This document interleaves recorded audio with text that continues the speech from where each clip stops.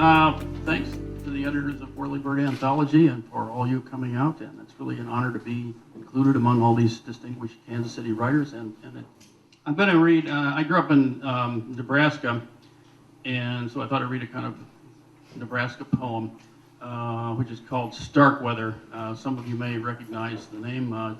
Charles Starkweather was Nebraska's most famous mass murderer and the last man to die in the Nebraska electric chair. And it always seemed to me that his name was connected with the kind of bad juju that sent him on his journey to kill all these people. Stark weather. Nebraska has stark weather, it seems to me, and especially when it gets very windy.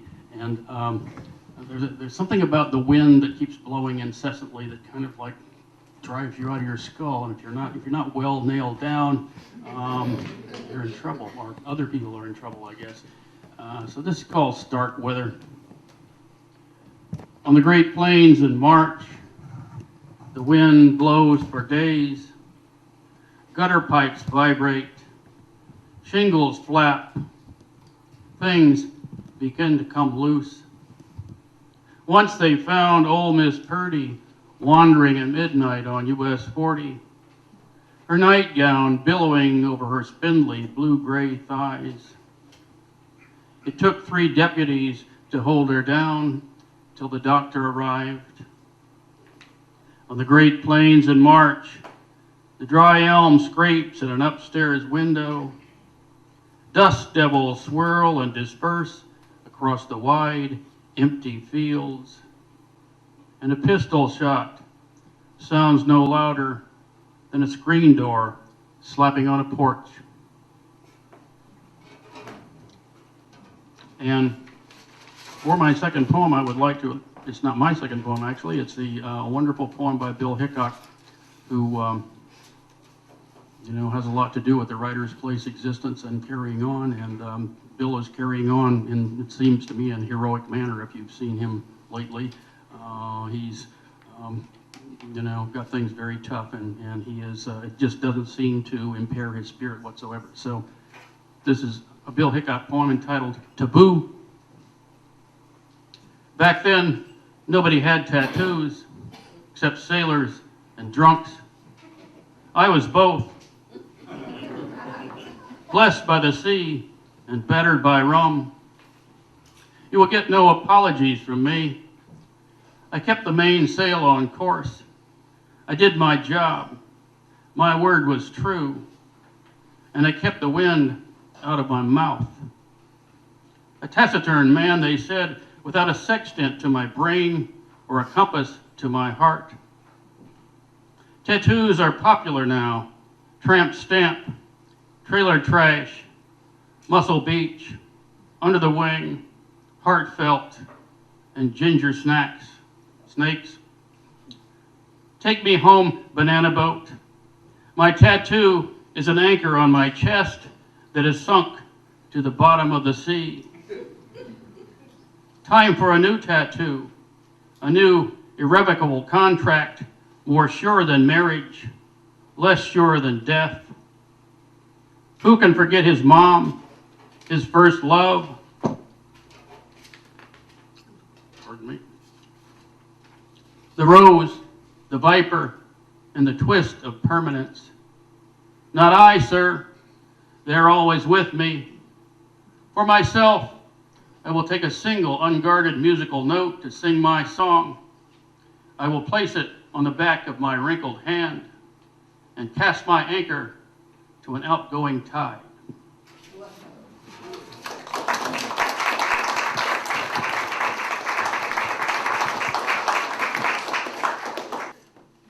From the play Never Say Die by Frank Higgins.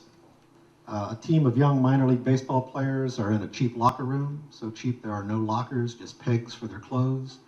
The players listen to Moose Corwin, a former World Series hero, is now their manager. You know the best feeling in the world? You walk out on the field, on the road, and people boo. Because you're the best. And they know it. And they're jealous. And they're thinking, we're going to knock you off this time. We're going to bring you down. Made my adrenaline flow. When I was with the Yankees, my favorite games were the close ones with big rivals at the end of the season on the road. The whole season's on the line, the noise of the crowd getting louder every inning, the tension, the screaming, the hot dog vendors and beer vendors all set their stuff down to watch, and everybody's watching, everybody's screaming, 60,000 people hoping you screw up. And then their best runner reaches first, and the whole world knows he'll try to steal second. And he's waiting and watching and waiting, and there he goes, and there's 60,000 screams, and you make the throw, and he slides, and there's a cloud of dust, and the screams get louder, and he's out! And the game's over, and the season's over, and you hear 60,000 groans, and then silence. That silence was my personal reward. You can know that feeling too.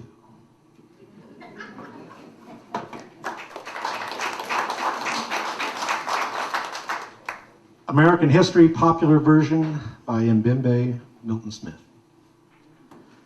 George Washington is crossing the Delaware on a beaten horse. Alexander Hamilton is dying in a frilly shirt with a pale woman kneeling over him. Thomas Jefferson is sitting in dim light, scribbling on a thin parchment. Two men with white wigs are shaking hands on the porch of a mansion. Paul Revere's hair is streaming in the wind. A frail woman is standing at a window. Another is seated at a bureau, brushing her long brown hair. Abraham Lincoln is walking a dirt road, his big bony wrists sticking from his coat sleeves. We're down in there somewhere. A mule with a hard road to hoe, a pair of black hands clutching the whitest cotton, down there grinning or just seething in silence, our eyes rolling around in our heads, our tongues beseeching the burning yellow sun.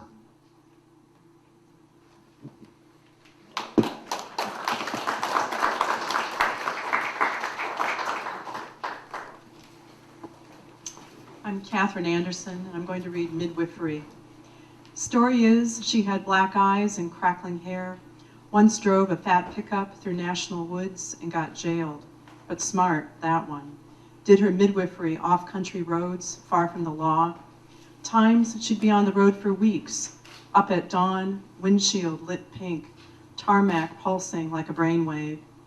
Kept all the due dates in her head, her jeans and underpants rolled in a bag, a birthing apron looped on a hook in the cab. They say school kids used to watch her work, 3 or 4 creeping in, while someone's mother lay churning, legs up to her chin, and she rowing her, each stroke a heartbeat, that midwife's arm, a fast, quick oar pulling them both, mother and child, to wide, soft sheets, the shore. Out, she'd holler later to the O-mouthed kids, arms snapping as each face vanished, and she paused, apron washed and whipping on a line, a white flag crossing and recrossing the horizon.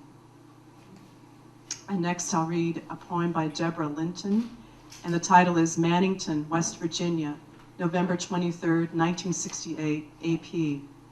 It was like my grandfather's retelling his near disasters, this headline. He survived 3, each the more miraculously. Once he was in a lucky vein, another time hay fever kept him home. Another, like the good Chinese in myth who are yanked by their braids from destruction, my long-legged Slovak grandpa was dragged by his shoes from a burial of rock. We looked at the coal embedded in his nails and studied his hands' geography, each chip visible as a scar, truthful as a callus, was romantic as a street map of Prague. Thank you.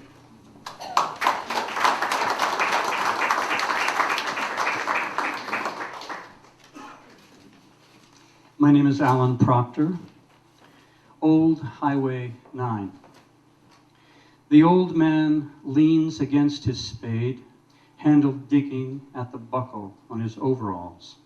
The clay-streaked forehead facing west where reason dims. An orange flower growing wild in the field that lights his face. He holds a dozen rose rocks filched near the red dirt road his grandchildren call Jesus Alley.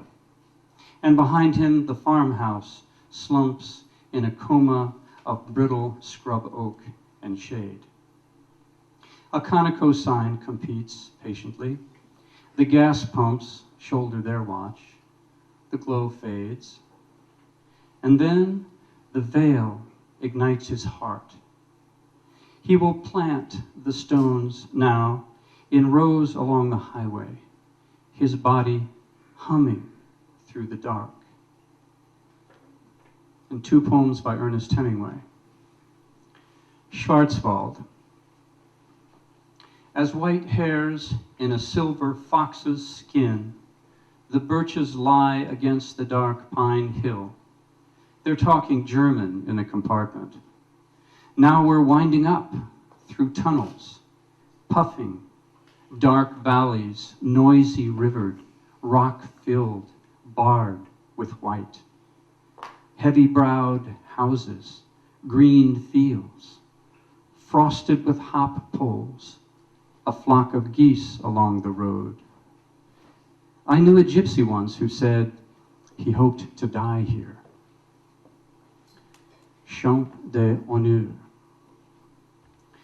Soldiers never do die well. Crosses mark the places. Wooden crosses where they fell, stuck above their faces. Soldiers pitch and cough and twitch.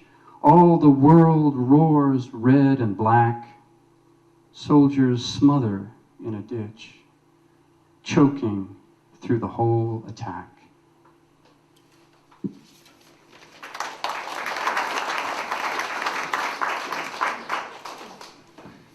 My name is H.C. Palmer. Thank you, editors.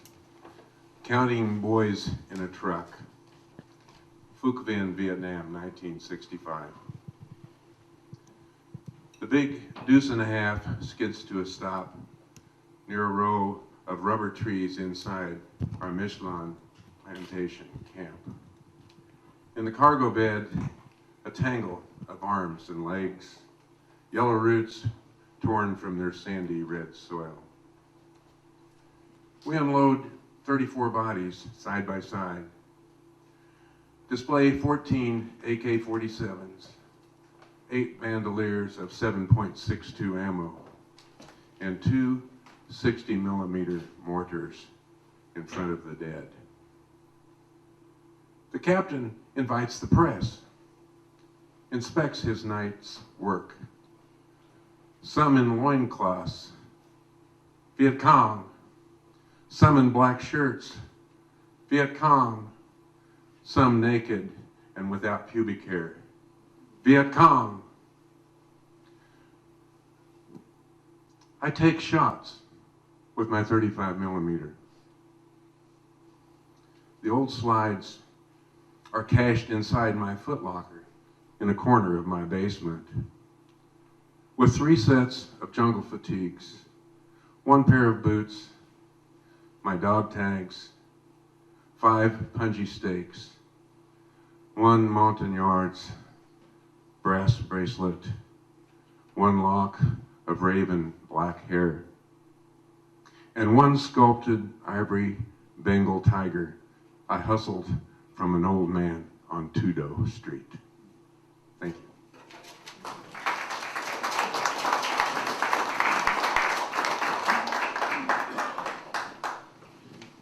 Thank you. My name is Robert Stewart. This first poem is called Roughing In. Like Dante's fallen lovers, Paolo and Francesca, the plumber seeks perpetual union. Where cast irons lowered on shoulders of apprentices, pitch rubs off on the right side of their faces, a procession of one-sided men towards slope and sump.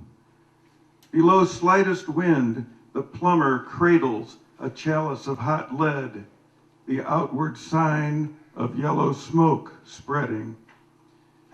Where spadefuls of wet clay lie on their backs, the long Our Father beads of Italian laborers.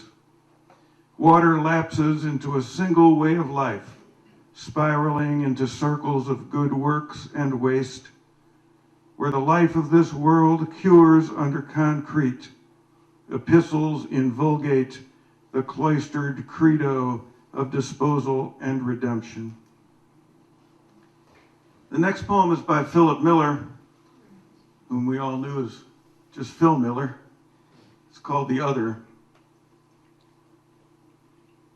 It was another surprise to have found you speaking the same language I speak. And for an hour or two, we saw things the same way, or seemed to. You went to sleep first.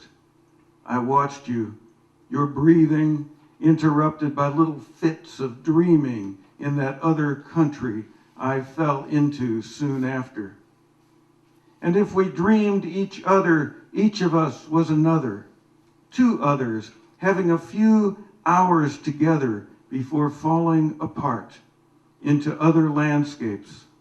Look, there you are across the park, beside the big elms, waving and waving to someone and saying what might be hello or ta-ta.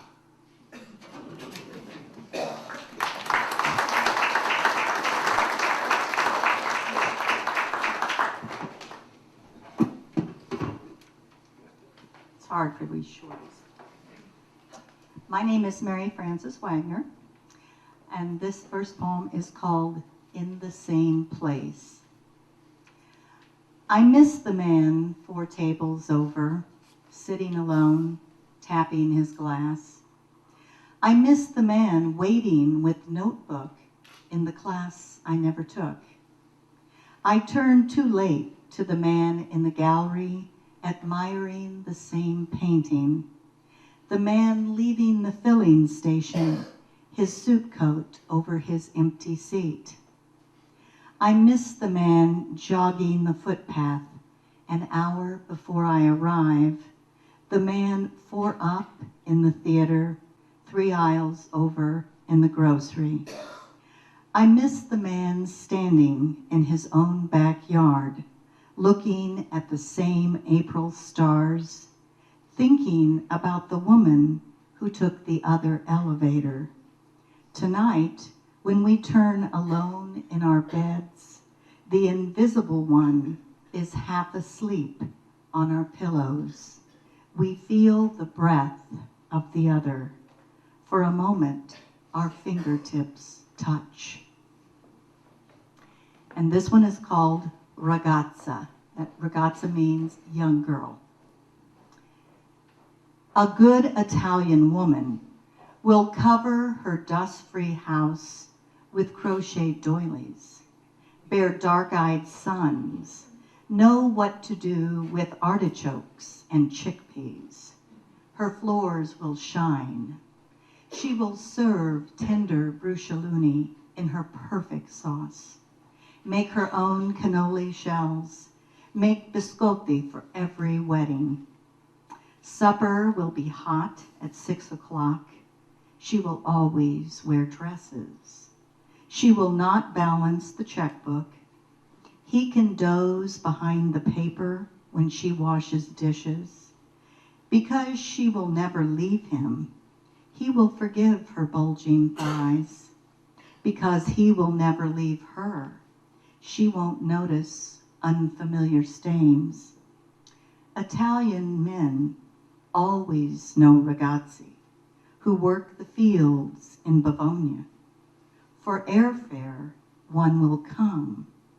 In time, she will learn English. In time, they may learn to love.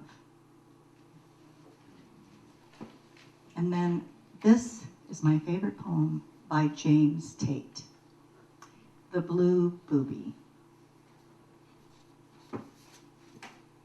The blue booby lives on the bare rocks of Galapagos and fears nothing.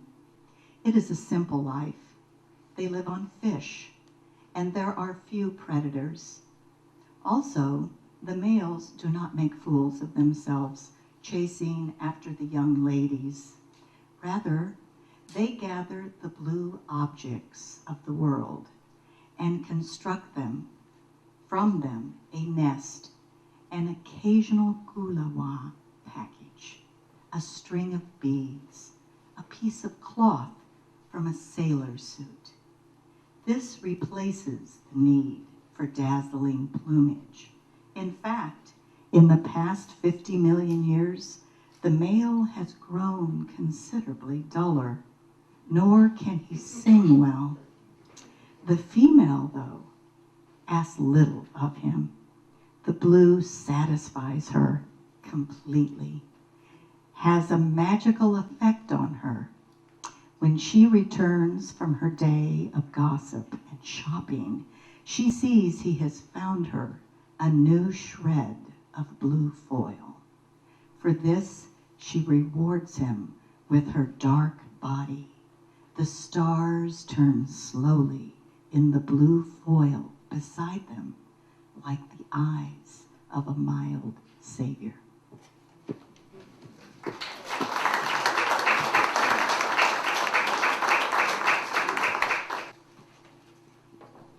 My name is Dan Jaffe. I'm going to read a poem called The Forecast, written in 1958, my first poem in Kansas City. Perhaps our age has driven us indoors. We sprawl in the semi-darkness, dreaming sometimes of a vague world spinning in the wind. But we have snapped our locks, pulled down our shades, taken all precautions. We shall not be disturbed. If the earth shakes, it will be on a screen. And if the prairie wind spills down our streets and covers us with leaves, the weatherman will tell us.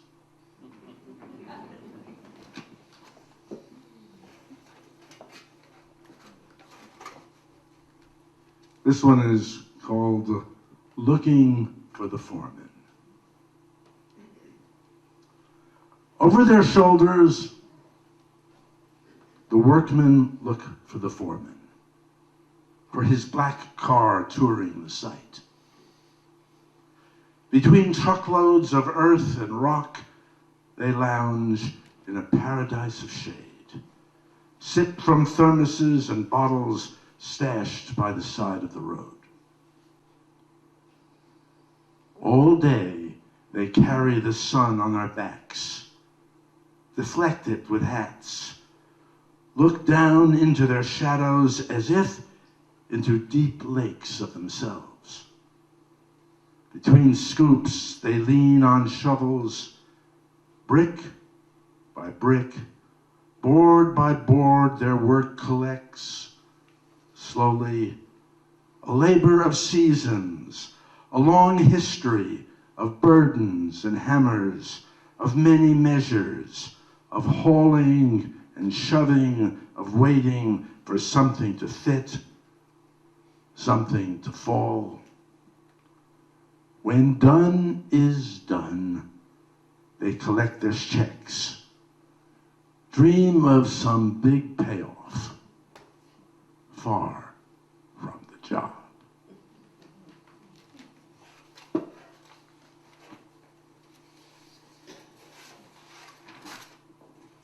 The last poem I'm going to read by Sharat, that is G.S. Sharat Chandra, our friend, great short story writer and poet. Facts of life. My father, teetotaler, vegetarian, took 2 baths a day, one at dawn, the other before his evening obeisance to Lord Shiva at the temple. Cleanliness of forms, the given and the gifted, adherence to principles, honesty, truth, purity, were things he'd die for.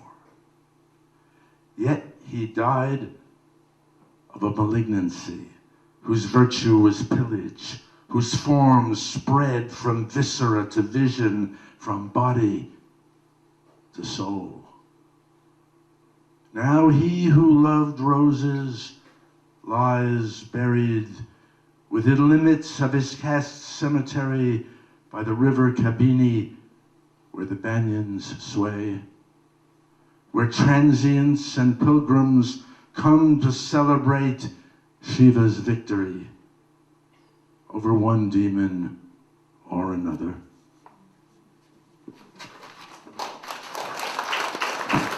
Thank you.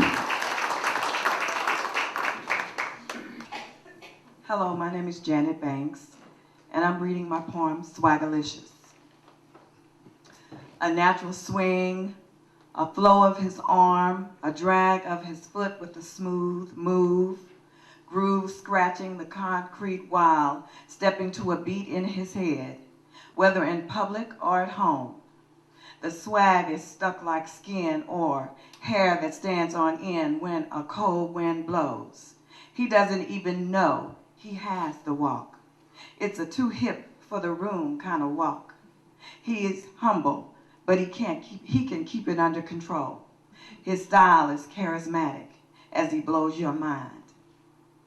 But he can't deny his swagalicious thing that cannot be copied, even if it was cloned. Thank you. And the next poem I'm going to read is Proof Rock Was Wrong by Crystal McLean Field.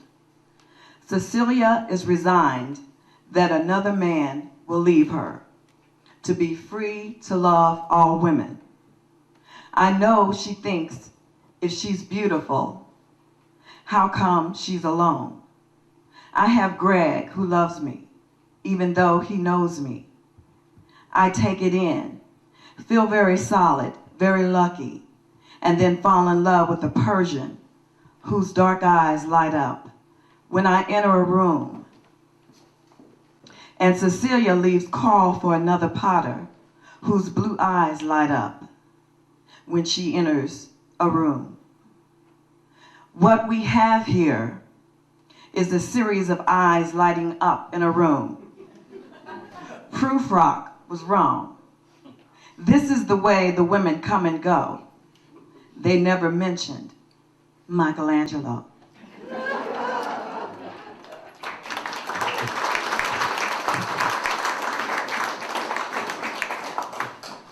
Sharon Eicher, Dancing by the Light of the Moon. My dark heart is heavy with old loves, littered with remnants of tattered refuge I refuse to throw away, clinging to every scrap of kiss, every fragment of embrace, a half-eaten box of chocolates in a red satin heart. All this clutter leaves little room for new loves. There's a place over there, behind that icon of Adonis, where I sit and sulk in my dark heart. A place where I crush the dried petals of roses in my palm to see if there's some fragrance left in them. I close my eyes, grasp my knees, try to will all the old love back to life. See the sparkle in those eyes one more time. Bring the lilt back to those steps. Wind up the music for a spin around the room with this one or that one. But the music sounds like Grandma's old Victrola, never quite getting up to speed. Gonna dance with the dolly with the hole in her stocking. She keeps a rockin', knees keep a knockin'. Trish Reeves. The cows once believed that if you stand in a pond shaped like a circle, during the full moon, you'll die. That was everyone's first summer, and it finally got hot. The animals decided to hire another cow to go into the water, just to be sure. This was a cow that nobody cared much about from the dry farm next door. She squeezed through the wires one evening, saying there's no need for pay, death would be enough. She stood in the pond all night. Now, during a full moon, the pond is full of animals waiting for death. They call their pleasure the other side of the silver coin. Thank you.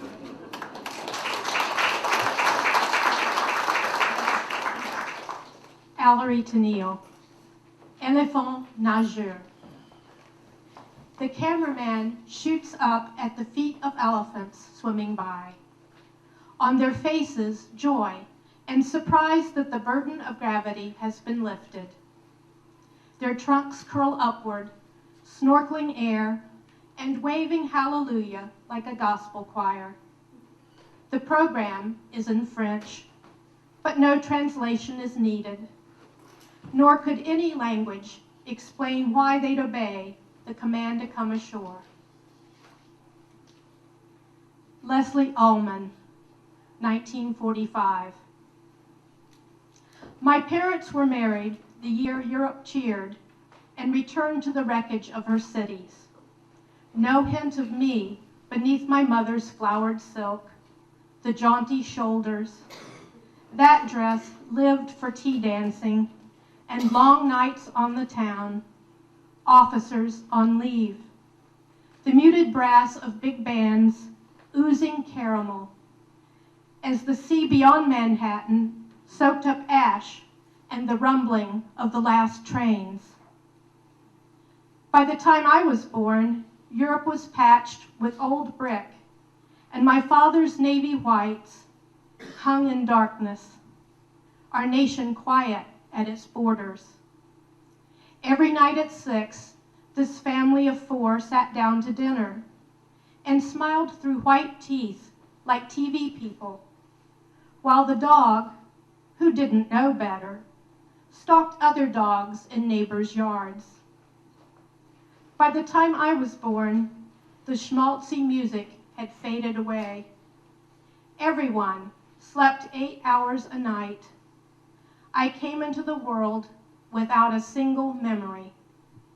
Thank you.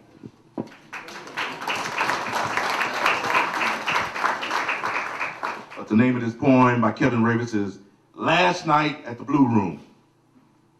On that night, everyone Calvin ever loved or knew showed up at the Blue Room. Almost all of them with someone else. Pale Elizabeth E. came with a black flutist, and she had an arm-length cast from her elbow to her wrist, a red headband. She wore pink. She sat in. He sat in. Haley came with her camera and took shots of the band. Her hair dyed sharp and flat, piano key black. She came with a group of young painters and sculptors, men with black hair dressed in all black. And there were a lot of girls he never knew or thought he'd ever know. Memory slows, memories goes, who knows? But women remember. Z came in honey-colored dreads again. When she sat, it was like a light came from her face. She was the sun, a Sanskrit song with lights dimmed, a star. She sat alone, no one moved in. Raylene came with her 6 kids, drove in from Manhattan, the Little Apple, and asked to sit in on violin, fiddle, she did. She whispered as he stepped from the stand, her song done, I'll always love you. Now you go sit in. And Calvin did. For all those women, he did. He didn't do too bad. Out of practice, but full of spirit, like Z. For these songs, he, too, lit up the room. Like a blue neon sign in a hot KC night on the corner of 18th and Vine, he did. By Kevin Ravis. And then my poem, you ever wonder where a blues jazz man comes from? The bittersweet kind of sounds. It's called An Offbeat Singer by Stanley, in case you don't know. Aretha Franklin and my mother sang in tandem from my mother's bedroom on the weekends. But the radio volume drowned her out as she took care of her bruises. My mother was always offbeat, never had the soothing words for 5 children's wounds after our father's rampaging visits petrified our home on 1020 Vine Street. When she reached the crescendos of her falling notes of muted groans, we could not hear her above our screams. Thank you.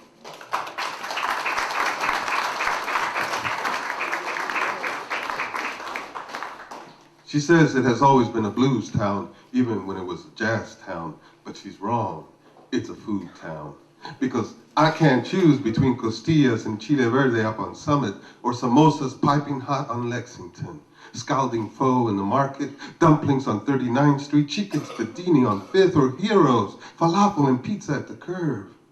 I don't want to argue Gates, Bryans, Jack Stack, LC's, Oklahoma Joe's, or your granddaddy's all night long. Italian and Austrian in the freight, peppercorns above the trains, peaches from the tree, or double cheese and grilled onions on Broadway or Baltimore, taquitos on Central Avenue or Independence Avenues, greens in Eden's Garden, strutting chickens north and south, pollos ricos, shrimp biryani, sashimi, rumala, mix the bunch and bring me iced sweet tea and bourbon on the side. Carl Roden, reading the great poets to cockroaches by candlelight. Once, I stayed up all night reading Blake to a cockroach by candlelight. He loved it. He told his friends. Soon there were so many in my room, I had to remain on good terms with them. Later, I tried Coleridge, The Ancient Mariner, a big hit. Cockroaches have long attention spans. After Wordsworth, they seemed wistful. It was Shelley, yes. Byron, no. Keats made them weep. Poe drove them mad.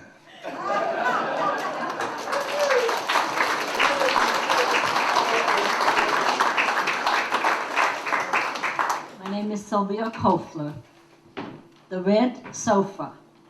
Tired of the hotel's restaurant fare, we slip through its revolving door and lollygag around the French Quarter in search of culinary promise.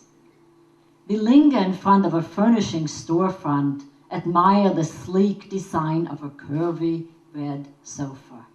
After a couple of weeks of looking at that in your living room, you'll want to take it outside and shoot it, blurts the bag lady, pushing her cart past us. Startled, we laugh and stroll off.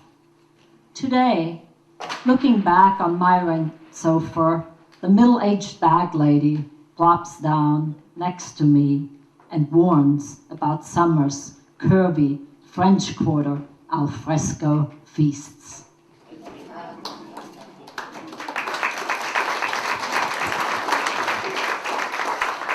David Ray, my first poem is Thanks, Robert Frost. Do you have hope for the future? Someone asked Robert Frost toward the end. Yes, and even for the past, he replied, that it will turn out to have been all right for what it was. Something we can accept.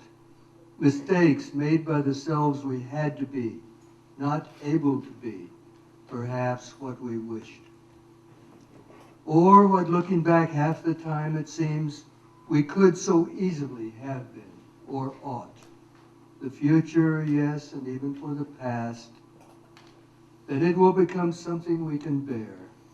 And I too, and my children, so I hope, will recall as not too heavy the tug of those albatrosses I sadly placed upon their tender necks. Hope for the past. Yes, old Frost, your words provide that courage. And it brings strange peace that itself passes into past, easier to bear, because you said it, rather casually, as snow went on falling in Vermont years ago. After Tagore, strange to think how we once had wings, these very cells that make up our flesh. So earthbound and heavy, and strange we were dinosaurs, and that the water flowing through us back to earth once flowed through them. And odd to think that we were once tiny horses, great whales, little bugs that scurry around on the ground, and have done so for millions of years. Strange to think we were again and again newborn, babes just learning to smile. And the scales. You once had scales, my love, and often delighted another snake.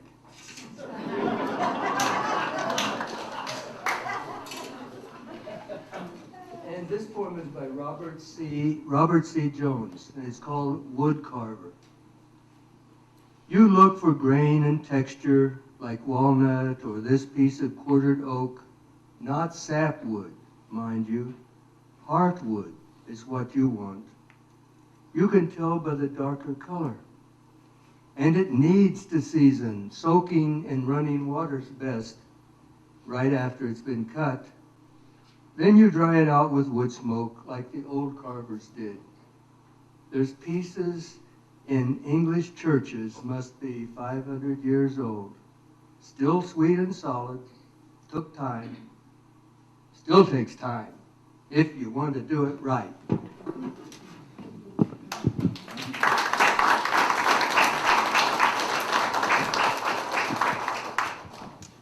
I'm Al Ortolani, and my first poem is entitled Performing the High Wire,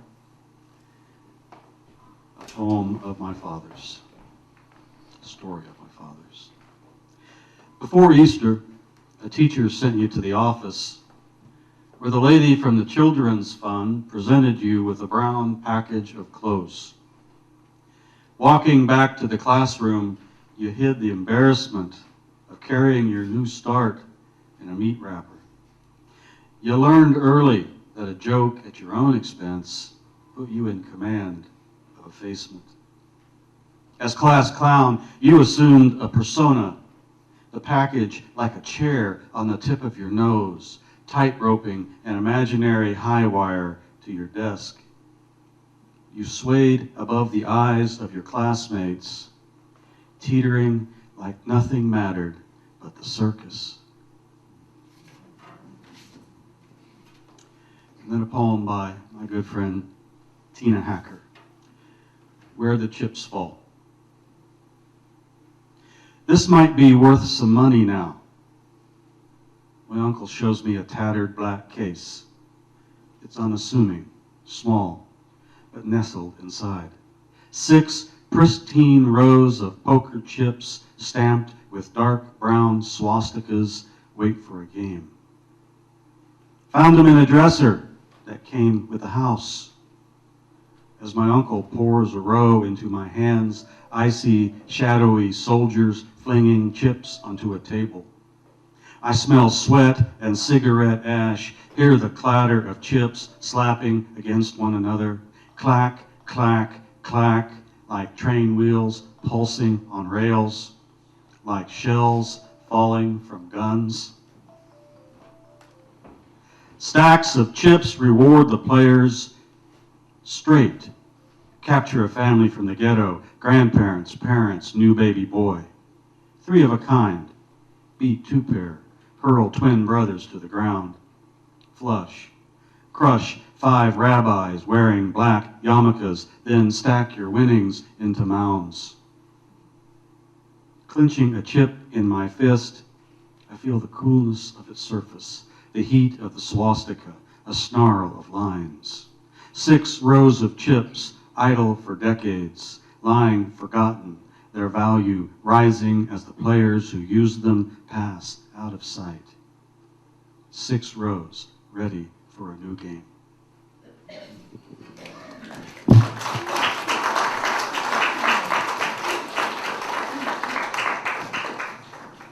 I'm Patricia Clary Miller, and I'm going to read Eleanor Elkins Widener Builds Her Library. It's a sonnet. Harry Elkins Widener, along with his father, perished on the Titanic. In his memory, and fiercely with her own money, his mother built the Harvard University Library, decreeing that no stone be changed. The small reading room is kept as a shrine with young Harry's own books, his rare books, but with his mother's money. And I wandered in there one really cold, bleak day. The epigraph is Pietas Gravitas Virtus. Here my boy is safe. He smiles at me, his finger in his book. He left these books to me. They glow now, all warm Morocco, bright red, green, gold, no colors of the sea. He smiles at me. Nearer, my God, to thee, nearer. Come up, come up. He led us out, pulled families up from steerage, while shouting officers shot themselves. Captain Smith plunged clear. This heater does not warm. Our guard shivers. Yet silk draperies, velvet, safeguard Dickens, Shakespeare, Stevenson, first editions. Harry had Widener's eye for value, my money. Oh, come ye back. No one dare change these stones. He lives. Now he will know where to come home.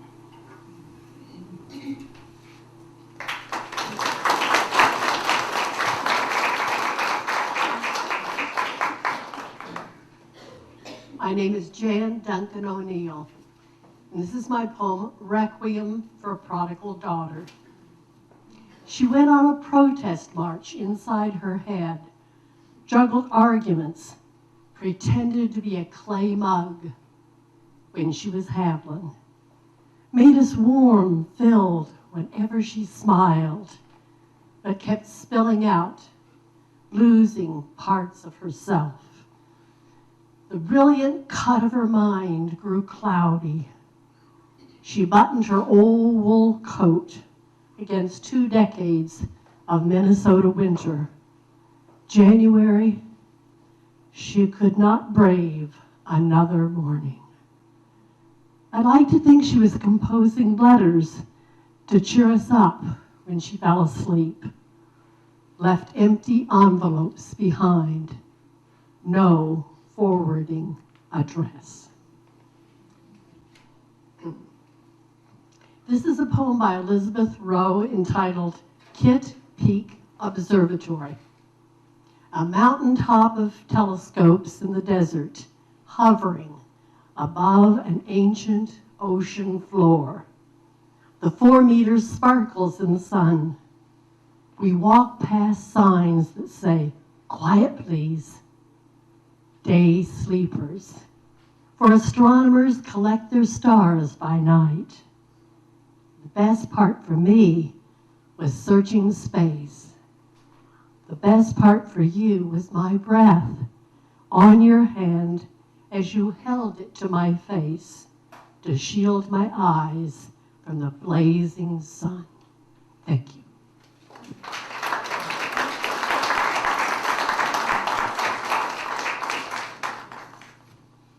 My name is Judy Ray.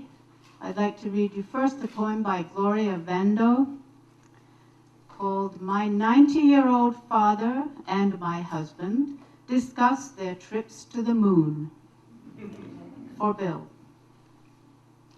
On the balcony, I hear my father speak of craters, their depth, their breadth, how he measured his lunar steps so as not to falter, sidestepping their cavernous mouths to peer in, his echo resounding in their hearts.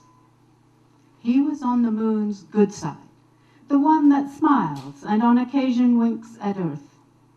With audible pride, he explains he was the lone civilian on this mission, yet he was happy to come home. Yes, my husband says, it was wonderful for me too. Shepard led me by the hand around the rim of Eratosthenes. My father laughs at the similarity of the crater's name to his own, Erasmus. He is so glad Bill understands him. Relieved someone else knows how desolate it can be. out there. Not only desolate, Bill says, putting an arm around my father's frail shoulders. I also know how lonely it can get. And 2 poems of my own, Middle Earth. Down under farm fields of this Middle Earth, beneath pockmarked mud, rows of burnt straw, and one black Hereford bull standing belly deep in a small pond, sit ordinary young men, 2 of them. 2 voluntary hostages to a Midwest minefield of missiles.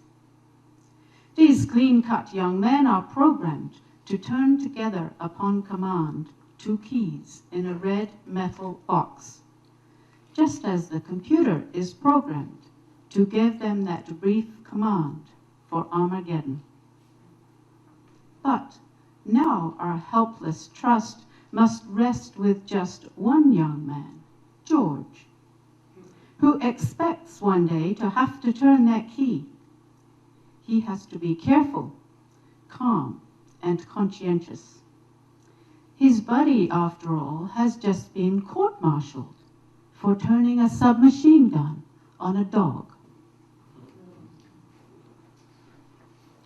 Turning of the year. We never know if the turn is into the home stretch. We call it that, a stretch of place and time, with vision of straining, racing. We acknowledge each turn with cheers, though we don't know how many laps remain. But we can hope the course leads on far and clear while the horses have strength and balance on their lean legs, fine-tuned muscles, desire for the length of the run. Some may find the year smooth, others stumble at obstacles along the way. We never know if the finish line will be reached after faltering, slowing, or in mid-stride, leaping forward.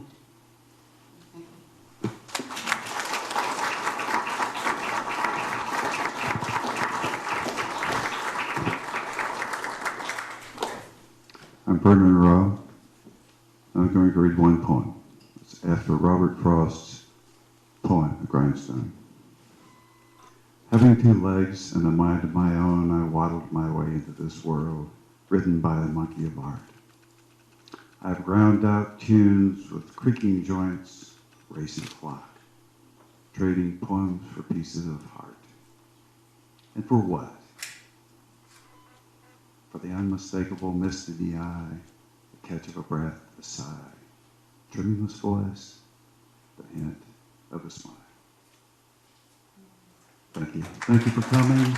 Let's have the writers all stand up.